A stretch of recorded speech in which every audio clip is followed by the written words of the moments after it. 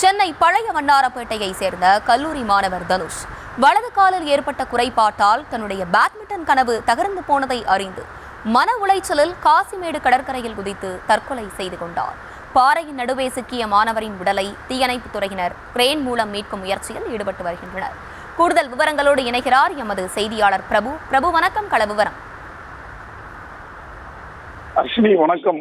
காலில் தோன்றிய பிரச்சனை காரணமாக இனிமேல் அவருக்கு பிடித்த விளையாட்டான பேட்மிண்டன் விளையாட முடியாது என்ற காரணத்தினால் மன உளைச்சலில் மாணவர் தற்கொலை செய்து கொண்டிருக்கிறார். அதாவது வடசென்னை ராயபுரம் பகுதிக்குட்பட்ட பழைய வண்ணாரப்பேட்டை பகுதியில் வசித்து வருபவர் தனுஷ்.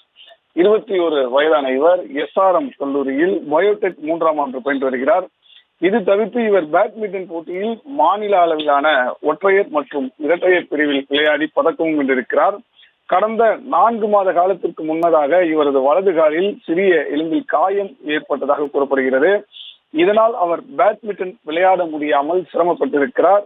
அந்த பிரச்சனையுடன் அவர் கடைசியாக சில மாதத்திற்கு முன்னர் விளையாடி இருக்கிறார். அப்போது மருத்துவரின் அறிவுரையின்படி இனி அவரால் விளையாட முடியாது என்பதை உணர்ந்துள்ளார். 2 மாத காலமாக தான் நேசித்து வந்திருந்த விரும்பி விளையாடி கொண்டிருந்த அந்த பேட்மிண்டன் விளையாட்டை விளையாட முடியாது என்ற மன உளைச்சலில் இருந்ததாக தெரிகிறது. கடந்த புதன்கிழமை அன்று வீட்டில் இருந்து வெளியேறிய அவர் காசிமேடு N4 அந்த மீன்பிடி வார்ப்பு பகுதியில் தற்கொலை தண்ணீர் குதித்து தற்கொலைக்கு முயன்றுள்ளார்.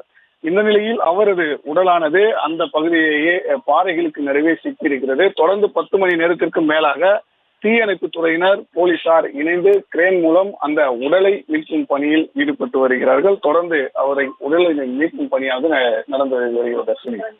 விவரங்களை வழங்கியமைக்கு நன்றி பிரபு.